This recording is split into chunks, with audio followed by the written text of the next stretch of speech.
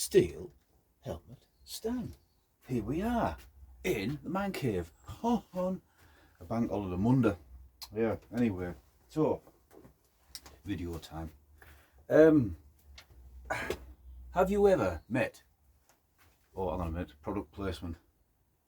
There you go, for my fellow friends, Blitz 1944, very nice. Have you ever met a genuine idiot? You haven't? Well, here you're looking at one. The saga of this Denix thing continues. Now I think that the bolt on this, because it's, the neighbours can hear that, it doesn't half fly forward, and it's shaking the sight loose at the top. The little pin keeps coming out. Now the barrel was moving, wasn't it? So Stan, I'm going to look out to take it apart and glue it in there so it never moves again. So I did. And when I was putting it back together, guess who put the sling swivel on the wrong side? Me.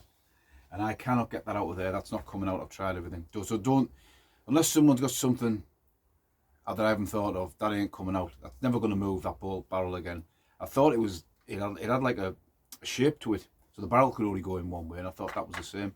I didn't realise till I left it over 24 hours. So I put the strap on the other way. It just didn't look right, didn't work. The wood's obviously shaped to take the keeper. So I thought, right, okay, what would you do in the field? I just made a little strap. So there's the strap on my little partisan strap, if you like. I can't do anything about it. It's a shame, but then that's not the first bit of military that I have stuffed up in my collecting career. So anyway, that's that out of the way. This week, I have got a load of stuff coming up that I've bought, and hopefully there's a show coming up, Scotch Corner, fortnight's time, a week on Sunday. I'm going to go at that, I think. So anyway, let's all do Russian helmets. That's why I've got this Russian tunic on. I do have some shoulder boards and some badges to go on here that I got off Dave Brennan. I haven't got round to stitching them on yet because the shoulder boards look really, I can see the needle going back into my skin. I haven't got the right gear for it. So SSH40, SSH68, my small collection of Russian helmets. So we'll start with this one. This is SSH40. I've got a few notes here. So this helmet is a post-war one. It is, I have to look in the light here, sorry. It is 1959. It's a 1959 helmet. They are exactly the same as the World War II ones. I think the paint might be different. Some of them can be reused World War II shells, and they're being ink stamped, so they are ink stamped, so that could be easily done. Chin strap. The later ones, I believe, have four pads. This is an earlier post-war one. This World War II ones had 3 pads, either cloth or oilcloth like this. Simple strap. You can tell this is a post-war strap. It has the little metal U on the bottom. They came in 3 sizes: P1 small, P2 medium, P3 steel on the stand size. This is a P1, so it doesn't fit me at all. They were copied obviously by several countries in the Warsaw Pact. I'll see if I've got one easily at hand. This is the Hungarian sort of version. I can't remember its designation. M57 or something. You can see the similarities between these helmets. Yeah, so I mean that's quite a nice one. That Hungarian one, I picked that up very cheaply, 20 quid or something. So it's pretty good. I wasn't too concerned about getting a World War II Soviet SSH40 because at the time the prices I was seeing they were a bit much for what they were. I thought, and if they're exactly the same as the World War II ones, the post-war ones, I'll just go with that. Previous to this, there was the SSH39, which is very similar. It has a different notes, a different liner system inside. Yes. Okay, and then after that there was the SSH60, which I don't have one of. Very similar to this, I believe. So maybe I should get one. There is a variant, which I do have, of the SSH40. It's this one here, and the SSH40M. Now, it's a 3-point chin strap. I think it's the same as the German M56 helmet. It was used by motorized infantry. This one here, again, it was another cheapy. I made a little bit of a field repair, if you like, on that one. I think it was only that one side. I don't have access to rivets. I probably should get some rivets, but leather glue and stitching sometimes works. It's got liberal markings inside, which you probably won't pick up on the camera. All inside there. So this is a 1949 or 48. 2 seconds. 2 seconds. Unprepared as always. 1940. Can't see. 1948. 1948 helmet. It does have a metal stamp inside, and the stamp says 2431. It could be a repurposed World War II one.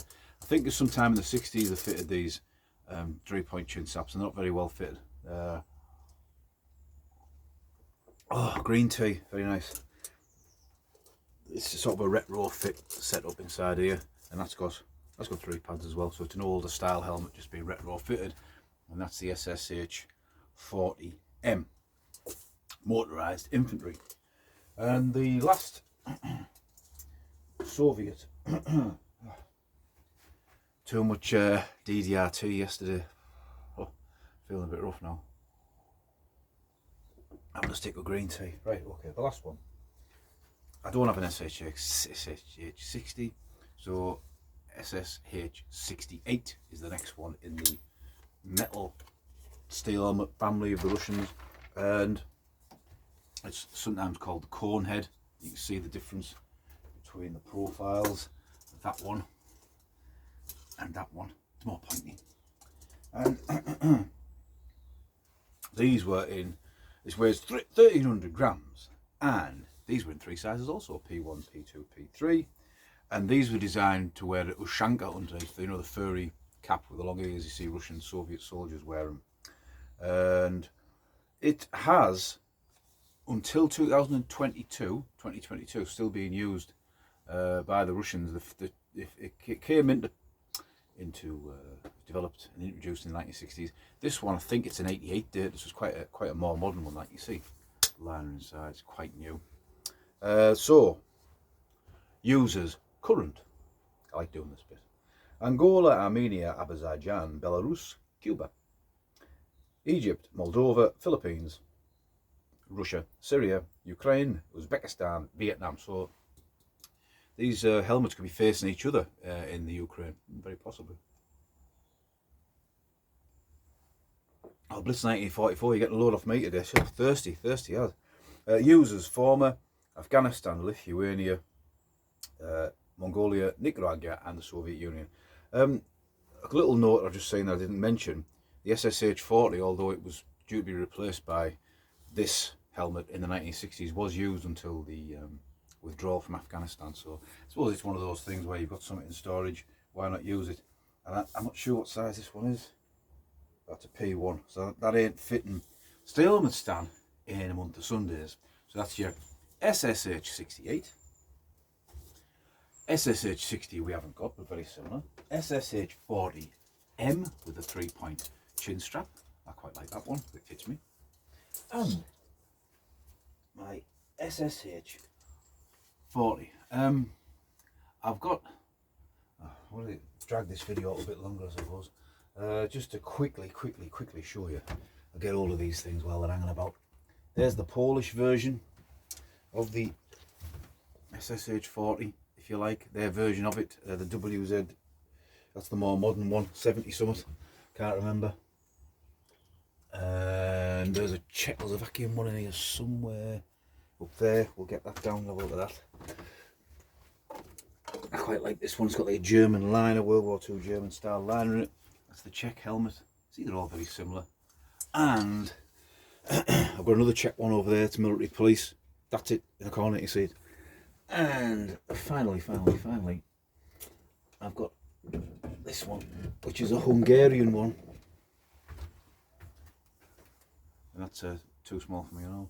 That's got a really weird looking liner. So if you do see some of these helmets up for sale on the likes of eBay and what have you, you could possibly quickly reference this video and see the different types of liners The Hungarian one's probably the closest to it.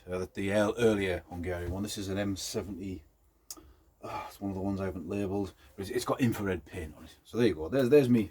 They're not all my cold. I'm not doing all my Cold War helmets because it'll take me forever. They're all over the place. They're scattered hither and thither. That's the ones that look like the SSH-40. So that's 10 minutes of Stan talking absolute crap as always. And that's it really. More videos to come next weekend, and hopefully go to that show, Military Fair, Scotch Corner. It's a week on Sunday, I think. Wouldn't mind going to that and having a look. Maybe another DIAC on the way. I think I'm done with Denix replicas. Anyway, I'd stand chit-chatting too long, so I will. See ya.